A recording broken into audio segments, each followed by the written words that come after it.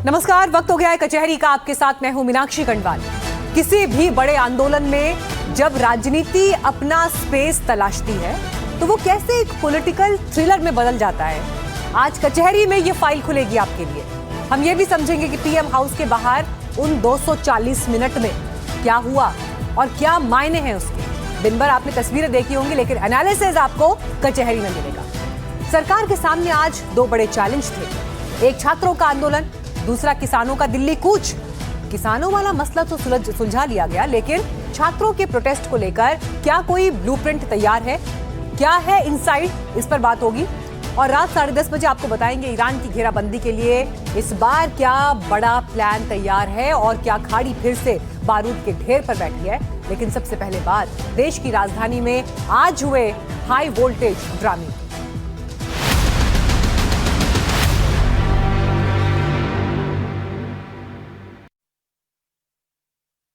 कल दिल्ली में छात्रों का प्रोटेस्ट और आज उसके बहाने कांग्रेस नेता राहुल गांधी का शक्ति प्रदर्शन। छात्रों के आंदोलन के बीच आज हाई वोल्टेज पॉलिटिकल ड्रामा देखने को मिला। राहुल गांधी, प्रियंका गांधी, अखिलेश यादव, जिन को हिरासत में लिया गया था, थोड़ी देर पहले उन्हें छोड़ दिया गया है। प्रियंका गांधी को संसद मार्ग थाने, मंदिर मार्ग थाने में रखा गया था और उनसे मिलने सोनिया गांधी भी पहुंची। उसके कुछ ही देर बाद प्रियंका गांधी को भी छोड़ दिया गया। उनका बयान।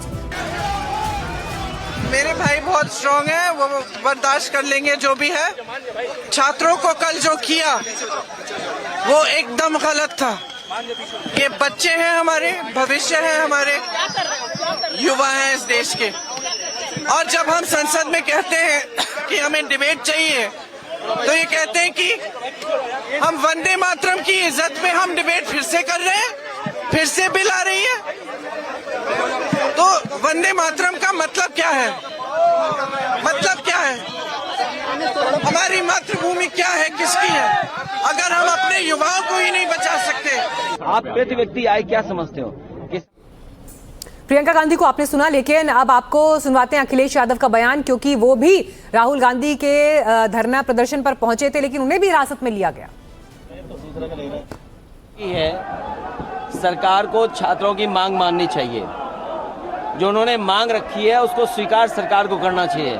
और सरकार ने जो अन्याय किया है छात्रों के साथ, युवाओं के साथ, जिस तरीके से उनको पीटा गया, उनका सर फोड़ा गया, हड्डी तोड़ी गई, करंट लगाया गया, और जो कुछ सरकार कर सकती थी सरकार ने दमन करने की कोशिश की है। लड़कियों के कपड़े फाड़े हैं। क्या ये लोकतंत्र में उम्मीद कर सकता है किसी सरकार से? और जब शांतिपूर्ण आंदोलन और प्रदर्शन चला उस समय, इसलिए हमारी मांग है कि सरकार जो छात्र हैं, युवा हैं, उनकी मांगों को मान लें।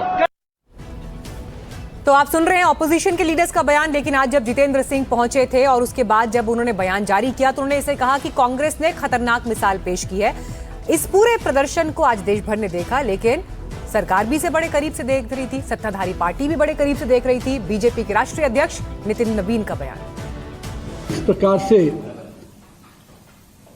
नेता प्रतिपक्ष राहुल गांधी ने कृत्य किया है वो पूरी तरह से अशोभनीय है, निंदनीय है। नेता प्रतिपक्ष जिस गरिमा का पद है, उस पद को भी राहुल गांधी जी गंभीरता से नहीं लेते हैं। इस बात का आज पूरा उनके व्यवहार से दिखा। मेरा ये मानना है, लोकतंत्र में विरोध और अराजकता दोनों अलग अलग शब्द हैं। विरोध जब मर्यादा की हदों को पार कर जाती है तो अराजकता बन जाती है। और हम शुरू से कहते रहे हैं, राहुल गांधी जी अराजकता के प्रतीक बनकर उभर रहे हैं। तो प्रधानमंत्री आवास के पास आज जो कांग्रेस पार्टी का पावर प्ले देश ने देखा, छात्रों ने देखा, सवाल कई रहे, दिन भर कवरेज रहा। लेकिन इस पर बात करने के लिए इस वक्त मेरे साथ मनोरंजन भारती जुड़ रहे हैं, जनेंद्र भी कुछ देर में जुड़ेंगे। लेकिन मनोरंजन जी, मुझे आपके वर्ड्स याद हैं। आपने कहा ये कांग्रेस का छापा मार प्रोटेस्ट है, एक ऐसा प्रोटेस्ट जिसकी कानो कान किसी को खबर नहीं मिली। 100 मीटर की दूरी पर जब रह गए उसके बाद जाकर मीडिया को भी पता चला। जिस अंदाज में कांग्रेस पहुंची, सिंबॉलिकली जिस तरह से हथकड़ियां हाथ में दिखाई उस प्लास्टिक बैंड के जरिए, बड़ा सोच समझकर पूरा डिजाइन किया गया। और आखिरी तस्वीर जब राहुल गांधी को हिरासत में ले जाया गया उठाकर, तो उन्होंने कहा डेमोक्रेसी इज अलाइव हियर। क्या है आज के इस प्रोटेस्ट की बिग पिक्चर? देखिए, इस प्रोटेस्ट की सबसे बड़ी कहानी है कि जिस ढंग से उनको उठा के जो लेटे हुए अवस्था में आपने देखा कि this is the democracy big picture, और उसके बाद एक और पिक्चर जो है वो आप देखेंगे, कल अखबार में भी छपेगा, प्रियंका गांधी बस में ऐसे करके लटकी हुई हैं और पुलिस के लोग आपको दिखाई देंगे।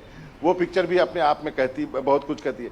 सबसे बड़ी कहानी यही है कि एक कांग्रेसी ने मुझे वहाँ कहा कि प्रोटेस्ट साइट पे कि भैया जो है बहुत संवाद कर रहे हैं छात्रों के साथ, ठीक है, कोटा भी जा रहे हैं, उत्तराखंड भी जा रहे हैं, प्रयागराज भी जाएंगे, लेकिन ये जो अभी किया है ना, ये 100 सुनार की एक लोहार वाली बात हो गई है। ये जो है ये करके उन्होंने पूरे तरह से एक तरह से झकझोर कर सिस्टम को रख दिया है। और जो बातें अभी तक प्रोटेस्ट के लिए जंतर मंतर के बारे में कहा जा रहा था, कांग्रेस कब ज्वाइन करेगी, कांग्रेस का क्या करना है, तो कांग्रेस कुछ नहीं कर रही है, उसका जवाब इस ढंग से दिया गया है। अब इसका असर आपको संसद में दिखाई देगा कि क्या इस पर इसके बाद संसद में बहस शुरू होती है या नहीं होती है। हाँ, लेकिन एक चीज जो दिलचस्प यहाँ पर दिखाई दे रही है, जिस अंदाज में ये प्रदर्शन हुआ, कांग्रेस के कार्यकर्ता और कांग्रेस पार्टी के भीतर जो आज आक्रामकता थी, इससे पहले वो इस तरह से कब दिखाई दी एकदम से याद नहीं पड़ता। दूसरी बड़ी बात ये कि राहुल गांधी, प्रियंका गांधी, मल्लिकार्जुन खड़गे यहां बैठे हैं, वो अलग बात है, पर जंतर मंतर में हम देखते हैं शरद पवार पहुंच रही हैं, सुप्रिया सुले पहुंच रहे हैं, अरविंद केजरीवाल पहुंच रहे हैं, उधर से उद्धव ठाकरे निकल गए हैं महाराष्ट्र से। तो पूरा का पूरा ऑपोजिशन छात्रों के इस आंदोलन के आधार पर अब जिस तरह से लामबंद हो रहा है, मुझे लग रहा है इंडिया अलायंस भी थोड़ा पीछे छूट गया है और हर पार्टी कैसे छात्रों के साथ सबसे आगे खड़ी दिखाई देगी, एक होड़ भी इस वक्त दिखाई दे रही है। देखिए, सारे पार्टी मैथमेटिक्स करती हैं चुनाव को लेकर। उनको मालूम है कि अगला जो जब चुनाव होगा तो 35 साल से कम जो आबादी वोट देने वाली होगी वो करीब 40-45% होगी। ये एक बड़ा वोट बैंक है और ये एक बड़ा मौका है उसको कैप्चर करने के लिए। आज जब मैंने अखिलेश यादव से एक सवाल पूछा कि क्या लगता है आपको कि क्या इसका बदला जो पुलिस ने जो लाठीचार्ज करी है बच्चों पर, क्या इसका बदला वोट के रूप में लिया जाएगा, उन्होंने बोला जरूर लिया जाएगा और लोगों को 2027 के विधानसभा चुनाव में लेना चाहिए। आज के प्रोटेस्ट की सबसे बड़ी बात रही जब शाम में अखिलेश यादव आ गए, सुप्रिया सुले भी आई थी, भीड़ बहुत ही, शायद बहुत सारे लोग, उनका गला खराब था, वो बोल नहीं सकती थी। सुप्रिया सुले से मेरी मुलाकात हुई, अखिलेश यादव आए। जो इंडिया गठबंधन एकजुट होकर उभरा है, ये एक चिंता का विषय होगा सरकार के लिए। अब क्या सरकार इस मुद्दे पर लेकिन बाबा आप ये कह रहे हैं कि इंडिया अलायंस एकजुट हुआ, ये देखने वाली बात है। मैं आपसे पूछ रहा हूं कि इंडिया अलायंस लेकिन एकजुट कहां हुआ? सारे दल तो अलग अलग गए ना, इंडिया अलायंस का डेलीगेशन नहीं गया, हर दल अपनी कैपेसिटी में गया। जी देखिए, इंडिया अलायंस को एक पार्टी नहीं, बहुत सारी पार्टियां और बहुत सारी पार्टियां बहुत इशू पे अलग अलग रिएक्ट करेंगी। वो इंडिया अलायंस तो दिल्ली में एक आप कह सकते हैं कि वैसा संगठन है जो कि बीजेपी से लड़ने के लिए इकट्ठे हुए हैं। लेफ्ट से वो केरल में लड़ते हैं, दिल्ली में साथ बैठते हैं। ममता बनर्जी से पश्चिम बंगाल में लड़ते हैं, दिल्ली में साथ बैठ रहे हैं। यही बात अब आप थोड़ी देर बाद शायद आप डीएमके के बारे में कहेंगे, तो वो एक अलग है, उसको इससे जोड़ के देखना। कांग्रेस के नेताओं का कहना है कि दोनों चीजों को आप जोड़ के ना देखें, लेकिन हम सब विपक्ष की राजनीति कर रहे हैं, हम सब बीजेपी के खिलाफ है, ये एक सेंट्रल पॉइंट। ठीक है, आपकी एक्सपर्टीज मुझे एक और सवाल के जवाब के लिए चाहिए, और वो सवाल इसलिए महत्वपूर्ण हो जाता है क्योंकि हम ये देखते हैं अरविंद केजरीवाल पहले दिन से धरना स्थल पर भी जाते हुए दिखाई देते हैं, लगातार बयान देते हुए दिखाई देते हैं, लेकिन कांग्रेस पार्टी में एक हिचक थी। आज वो हिचक कंप्लीटली टूट गई, लेकिन उसके बावजूद भी राहुल गांधी, प्रियंका गांधी जो टॉप लीडरशिप है, उसकी प्रेजेंस सीजेपी के मंच पर नहीं, उन्होंने अपनी अलग जगह बनाई, अपनी अलग जगह चूज की प्रोटेस्ट के लिए। ये क्या है स्ट्रैटेजी? देखिए, डे वन से कांग्रेस के नेता निजी बातचीत में कह रहे हैं कि ये जो प्रोटेस्ट हो रहा है जंतर मंतर का, ये एक तरह से फैसिलिटेटेड बाय है आम आदमी पार्टी, इसलिए कांग्रेस जाने से बचती रही। बहुत सारी मीडिया में बातें शुरू हुई तो फिर जाकर के शशि थरूर ने एक चिट्ठी लिखी, उसमें भी लिखा उन्होंने कि मैं एक सांसद के हैसियत से नहीं लिख रहा हूँ, पॉलिटिशियन के हैसियत से नहीं लिख रहा हूँ, आपको फ्रेंडली एडवाइस दे रहा हूँ। उसके बाद पवन खेरा को भेजा गया, उसके बाद ढेर सारे जो विपक्ष के लोग जाने शुरू हो गए।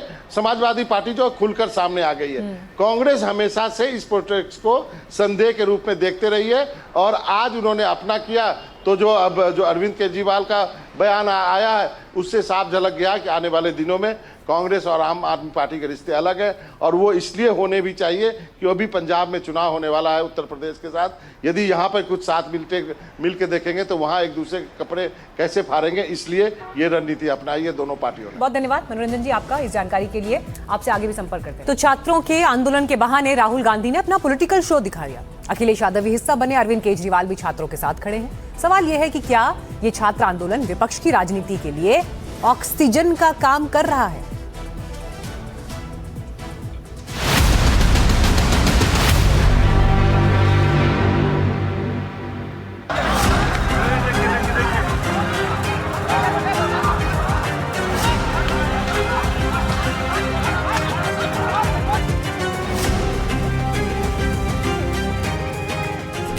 भारतीय राजनीति में कुछ तारीखें ऐसी होती हैं जो सिर्फ कैलेंडर का हिस्सा नहीं रहती, बल्कि वो इतिहास के पन्नों पर दर्ज हो जाती हैं। कभी एक आंदोलन, कभी एक लाठीचार्ज, कभी एक तस्वीर और कभी सड़क पर निकला एक गुस्सा राजनीति की पूरी दिशा बदल देता है।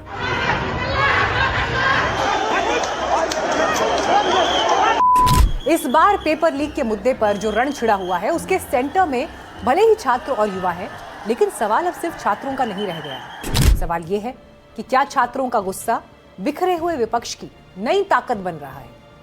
क्या प्रदर्शनकारी छात्र विपक्ष की राजनीति के ऑक्सीजन बने हैं?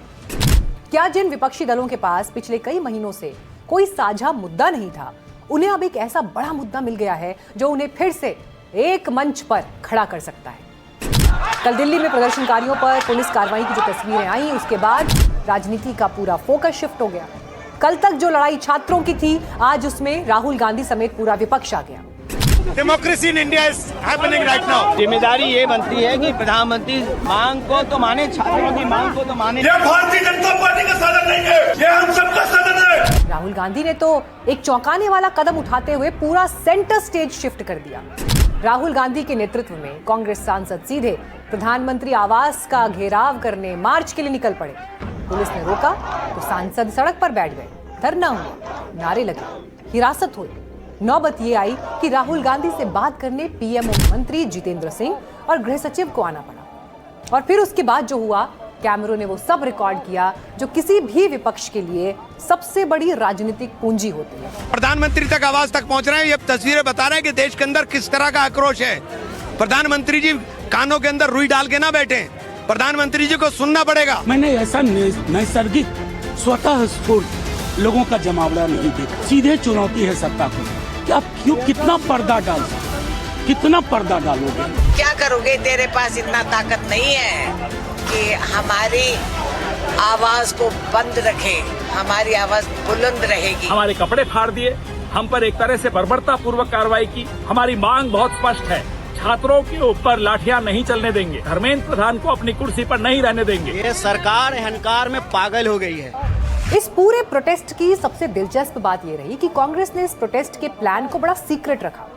हालांकि इससे पहले राहुल गांधी और प्रियंका गांधी घायल छात्रों से मिलने दिल्ली के आरएमएल हॉस्पिटल भी गए।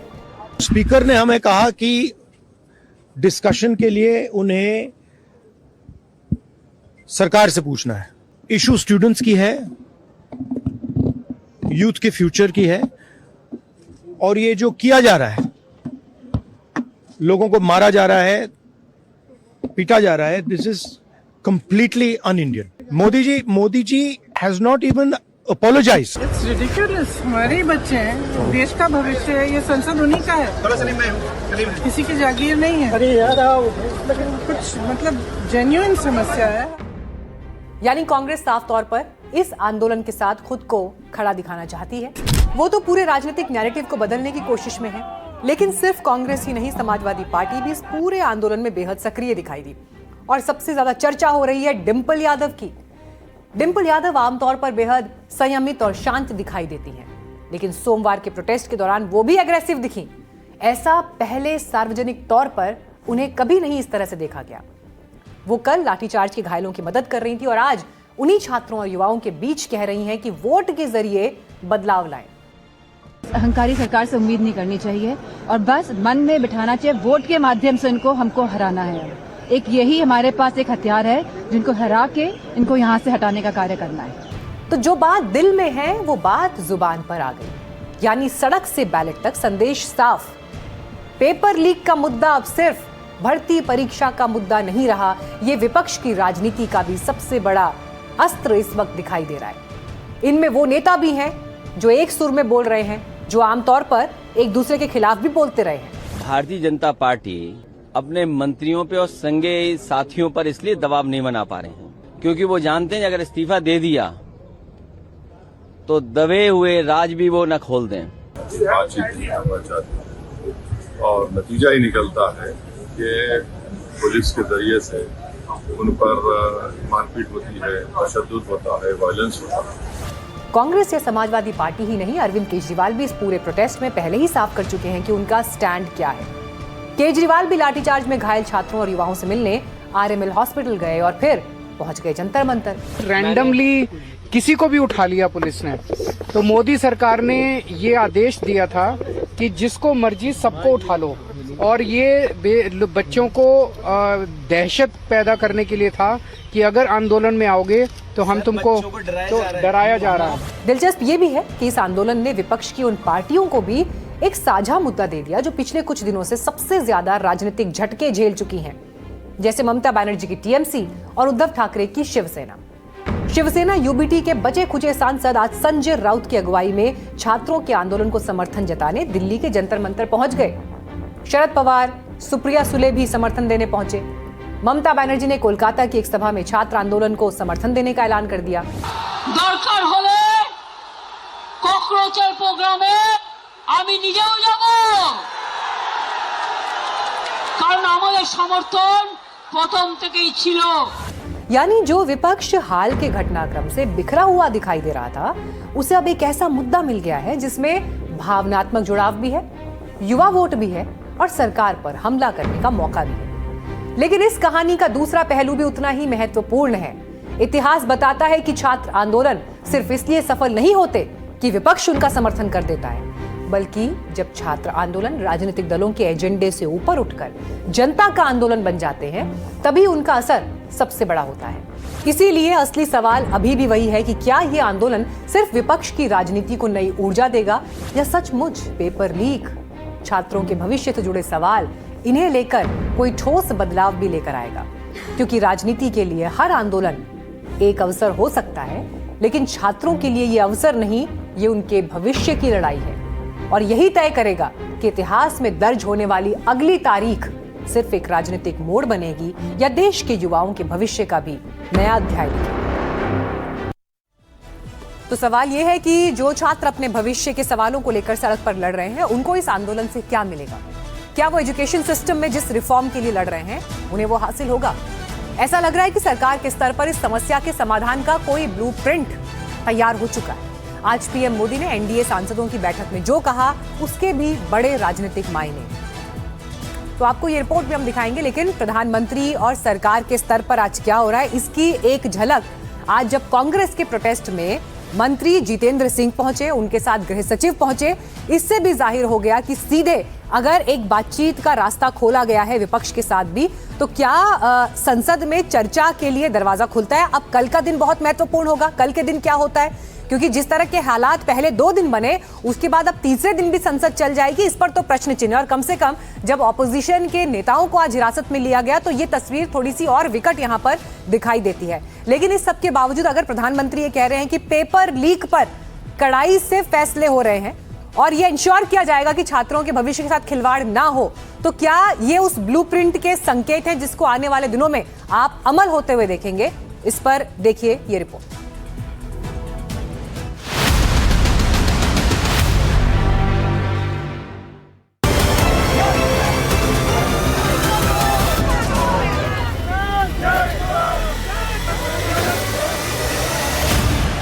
जंतर मंतर पर धरना,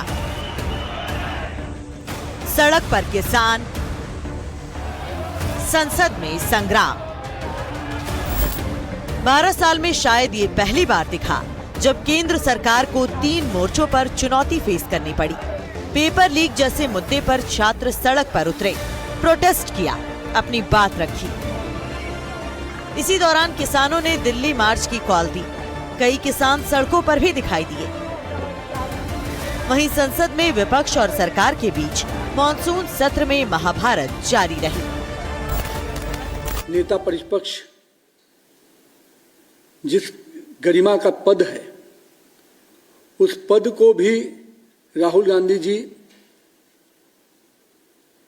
गंभीरता से नहीं लेते हैं। इस बात का आज पूरा उनके व्यवहार से दिखा।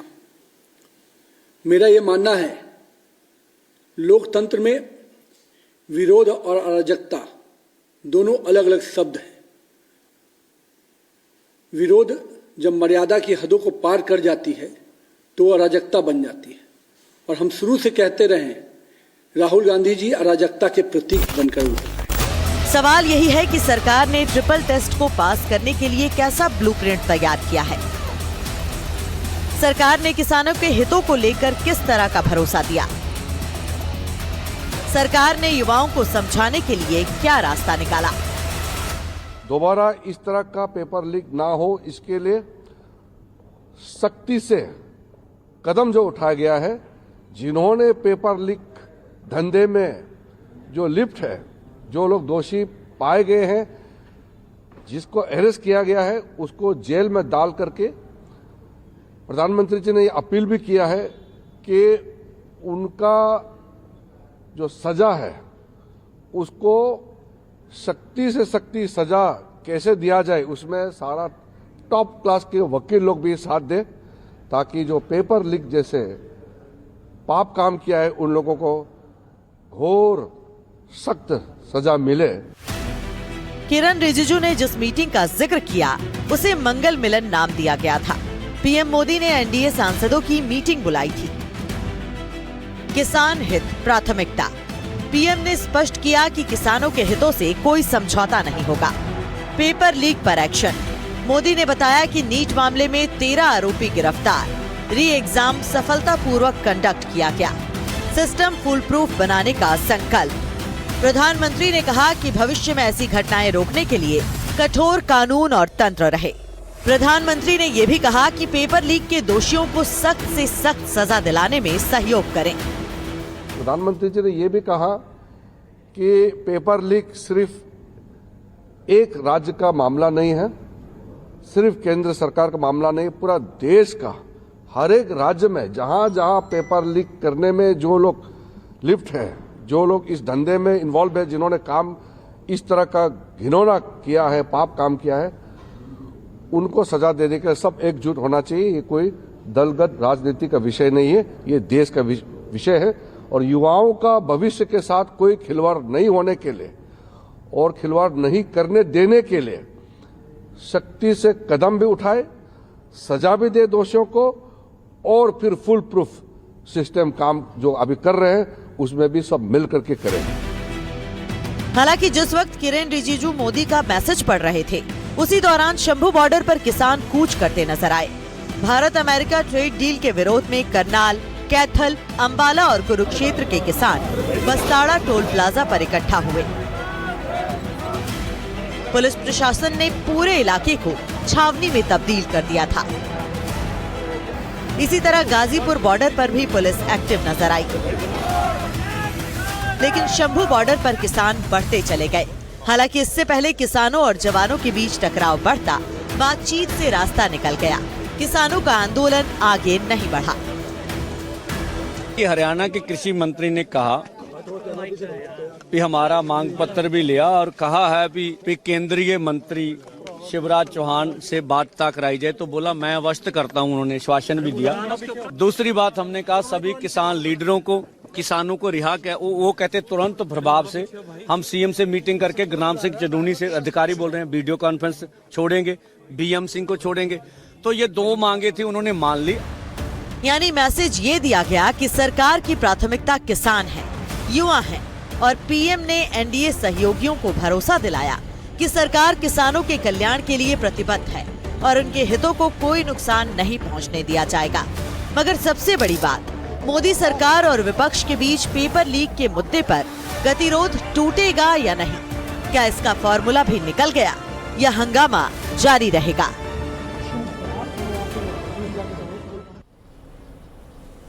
कल के दिन संसद में क्या होता है देखना होगा, लेकिन जंतर मंतर पर इस वक्त क्या हो रहा है? उद्धव ठाकरे सीजेपी के प्रदर्शन में पहुंच गए हैं। केंद्र सरकार पर हमला किया और कहा देश के भविष्य पर लाठी चला रही है सरकार। आजादी के बाद पहली बार ऐसा हो रहा है। तो महाराष्ट्र से निकलकर आज उद्धव ठाकरे भी जंतर मंतर पहुंच गए हैं। दोपहर में आपने देखा था शरद पवार, सुप्रिया सुले, अरविंद केजरीवाल सब पहुंचे थे। इंडिया अलायंस के नेताओं का आना जारी है। इस बीच उद्धव ठाकरे का बयान आपको सुनवाते हैं। जाता है लेकिन आने वाला कल मेरे सामने खड़ा है, तब हम देख लेंगे।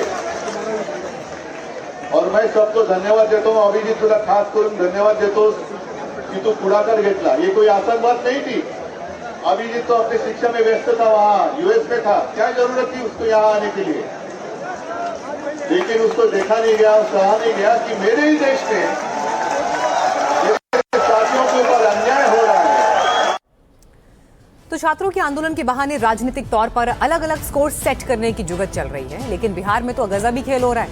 एनडीए सरकार के भीतर ही एक अलग तरह की टेंशन हो गई है। बिहार में क्या हो रहा है, ब्रेक के बाद आपको दिखाएंगे।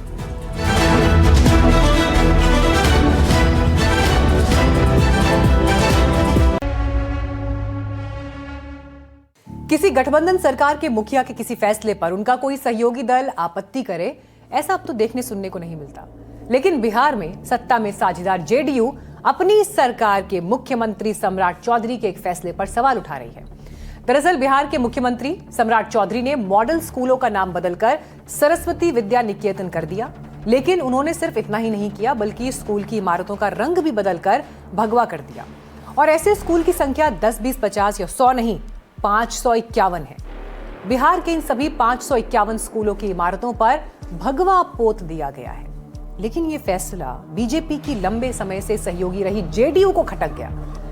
जेडीयू ने क्या कहा, क्या सवाल उठाए, सुनिए। हमने अपनी चिंता व्यक्त कर दी कि भाई पुरखों का सम्मान पर हम कायम रहेंगे। ये भगवाकरण राजनीतिक शब्द है, शिक्षा का अधिकार में कहीं नहीं लिखा हुआ है भगवाकरण। विरोध की ऐसी आवाजें सिर्फ जेडीयू की तरफ से नहीं उठी। 551 मॉडर्न स्कूल्स का नाम बदलना और उनकी बिल्डिंग को भगवा रंग में रंग देना विपक्षी पार्टियों को भी रास नहीं आया। गलत है, उसका मैं विरोध करता हूं और राज्यव्यापी इसका आंदोलन होगा। मैं निंदा करता हूं, भगवाकरण होने नहीं दिया जाएगा। ये दीवारों का भगवाकरण नहीं है, बल्कि एजुकेशन का भगवाकरण है। और ये हमारा सेकुलर फैब्रिक, जो हमारा फंडामेंटल राइट है, उसके बिल्कुल खिलाफ है। विपक्ष सरकार के फैसले पर सवाल उठाए, ये बात तो समझ आती है, लेकिन सरकार में शामिल जेडीयू भी सवाल उठा रही है और ये बात खुद बीजेपी को भी हजम नहीं हो पा रही। जेडीयू के सब नेता हम लोग के साथ थे, उद्घाटन में माननीय विजय चौधरी जी साथ में थे। इस पे तो किसी का कोई सवाल नहीं। हाँ, नीरज जी ने जरूर कहा है कि जिन लोगों के नाम से विद्यालय भवनों का नामकरण है, तो सवाल ही नहीं है कि उनका नाम वहां से हटाया जाए। तो मॉडर्न स्कूल्स का नाम बदलने और उनकी इमारतों को भगवा कर देने के मामले में बिहार सरकार को सफाई देनी पड़ रही है। और इसीलिए सवाल उठ रहे हैं कि आखिर जेडीयू को अपनी ही सरकार के फैसले पर सवाल क्यों उठाने पड़े। क्या ये जेडीयू का कोई पॉलिटिकल खेल है? जब इसकी बिग पिक्चर देखते हैं तो समझ में आता है कि जेडीयू बीजेपी को यह एहसास कराने की कोशिश में है शायद कि उसकी बात का भी कोई वजन है। जेडीयू बीजेपी को अपने वजूद का एहसास कराना चाहती है। बेशक ये मसला बिहार का हो, लेकिन इसमें एक नेशनल लेवल का साउंड भी है। वो इसीलिए क्योंकि हाल में जिस तरह से विपक्षी पार्टियों में बड़े पैमाने पर टूट फूट हुई, उसके बाद बदले हुए समीकरणों की वजह से जेडीयू की एनडीए में वैसी पोजीशनिंग नहीं रही। साल 2024 के लोकसभा चुनाव नतीजों के बाद जो जेडीयू एनडीए के भीतर बीजेपी के सहयोगी दलों में नंबर 2 थी, वो अब नए समीकरण के बाद नंबर 4 पर खिसक गई है। अब तृणमूल कांग्रेस से टूटा 20 सांसदों का धड़ा एनडीए का सबसे बड़ा सहयोगी बन गया है। इसके बाद टीडीपी 16 सांसदों के साथ एनडीए की दूसरी बड़ी सहयोगी है, जो पहले नंबर 1 थी। एकनाथ शिंदे की शिवसेना के पास 7 लोकसभा सांसद थे, लेकिन उद्धव ठाकरे की पार्टी के 6 बागियों को मिलाकर उनका नंबर 13 हो गया है। और जेडीयू चली गई है चौथे नंबर पर, क्योंकि उसके पास अब 12 सांसद हैं। जाहिर है जेडीयू को लग रहा है कि नए समीकरणों के बाद उनकी राजनीतिक हैसियत घट सकती है। पावर सेंटर में उसकी बार्गेनिंग की पावर में भी कमी आ सकती है। मुमकिन है बिहार में जेडीयू का अपनी ही सरकार के फैसले के विरोध में खड़ा होना इसलिए कोई पॉलिटिकल प्लान हो, क्योंकि बिहार जेडीयू के लिए अपनी राजनीतिक मौजूदगी दर्ज कराने का मंच भी है। बड़ा सवाल यह है कि क्या जेडीयू इस बहाने बीजेपी को यह संदेश भी देना चाहती है कि गठबंधन में हम सिर्फ संख्या नहीं बल्कि साझेदार भी हैं।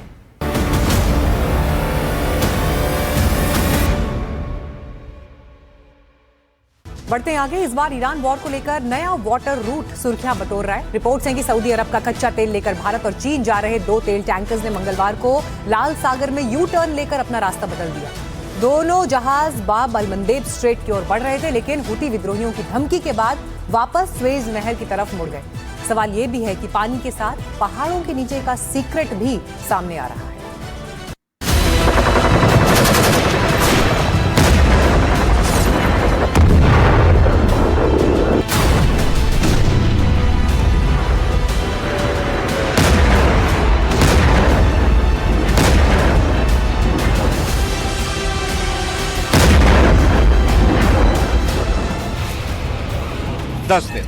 यानी पिछले 240 घंटे से ईरान और अमेरिका के बीच युद्ध का नया अवतार कुछ ऐसा नजर आया।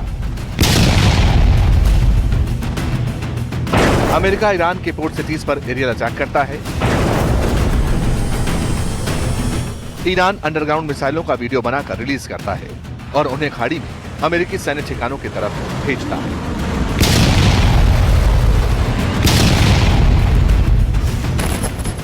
ये सही है कि मिसाइलों का धुआं आसमान ढकने लगा, लेकिन एक खतरा सबसे बड़ा है, ईरान का अदृश्य परमाणु सीक्रेट। वॉल स्ट्रीट जर्नल ने इसी को लेकर एक रिपोर्ट छापी है। दावा किया गया है कि ईरान ने पहाड़ के नीचे गहरी सुरंगों में हजारों सेंट्रीफ्यूज छिपाए हैं। अब पिकैक्स माउंटेन ईरान का नया गुप्त एटमी ठिकाना बना है।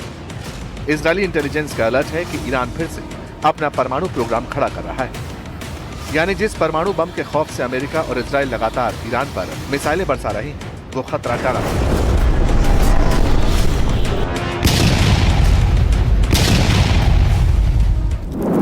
ना ही जंग खत्म हुई और न ही हमारा रक्षा कवच। अमेरिका हमला नहीं रोकेगा और हम जवाबी कार्रवाई नहीं रोकेंगे। हालांकि इस बार 40 दिन के युद्ध की तरह हमले ना हो, लेकिन बात यह है कि लोग अमेरिका के खिलाफ क्रांति करते रहेंगे और ये क्रांति तब तक जारी रहेगी जब तक ये पूरा इलाका अमेरिका और इजराइल खाली न कर दे। इसमें दोनों नेताओं को सजा देना भी शामिल होगा। लेकिन जंग सिर्फ पहाड़ों की गहराइयों में नहीं, समंदर की लहरों और रेगिस्तान की फिजाओं में भी धधक रही है।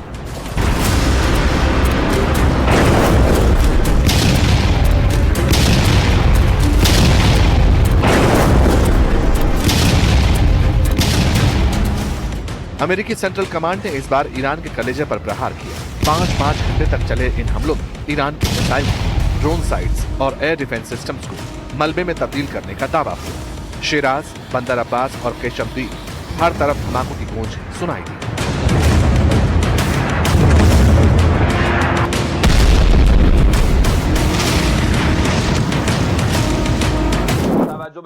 अमेरिकी इजरायली शासन के हमलों के जवाब में और जिस तरह ईरान के शहरों में रिहायशी इलाकों को निशाना बनाकर हमले किए गए, ईरान की सेना ने भी दुश्मनों के खिलाफ जवाबी और असरदार कार्रवाई की है। और अब हम इन हमलों के जवाब में अमेरिका और इजरायली कमांडर्स के घरों को निशाना बनाएंगे।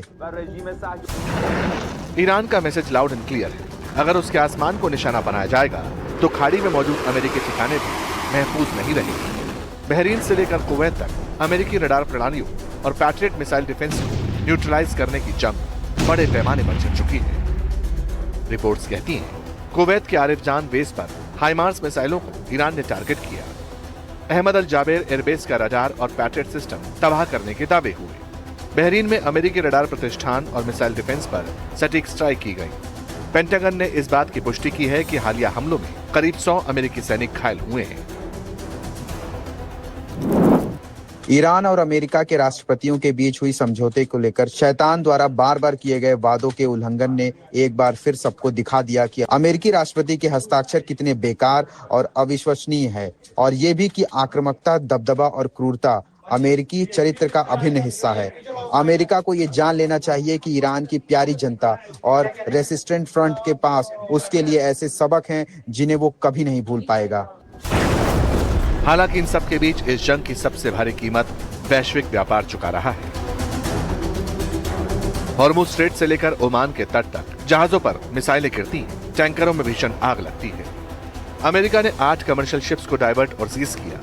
वहीं यमन के हुती विद्रोहियों ने बाब अल मंदेब को बंद करने की धमकी दी। ये लाल सागर में सऊदी अरब की सप्लाई लाइन है। अगर ऐसा हुआ तो सऊदी समेत दुनिया के 10% तेल नेटवर्क पर तलवार लटक जाएगी। यमन की सेना ने अपराधी सऊदी दुश्मन के लिए समुद्री आवाजाही पर रोक लगाने की घोषणा की है, जो घेराबंदी के जवाब में घेराबंदी के सिद्धांत पर आधारित है। साथ ही हम इस बात की पुष्टि करते हैं कि हमारे महान लोगों को घेराबंदी का जवाब घेराबंदी से देना और पूरी तरह से बढ़ाई गई कार्रवाई का जवाब उसी तरह की कार्रवाई से देने का पूरा अधिकार है। हम इस सिद्धांत को लागू करने के लिए प्रतिबद्ध हैं। अमेरिकी विदेश मंत्री कहते हैं कि ये जंग सिर्फ अंतर्राष्ट्रीय समुद्री रास्तों को सुरक्षित करने के लिए है, लेकिन चीन कहता है युद्ध से पहले तो मार्ग सुरक्षित ही थे, सबके लिए खुले थे। पानी से लेकर पहाड़ तक कुछ भी महफूज नहीं, लेकिन अगर पहाड़ के नीचे छिपे वो हजारों सेंट्रीफ्यूज घूमते रहे और यूरेनियम संवर्धित होता रहा, तो क्या कूटनीति इस परमाणु जिन को वापस बोतल में बंद कर पाएगी, या फिर ये परमाणु सीक्रेट तबाही का फाइनल ब्लूप्रिंट लेकर आएगा?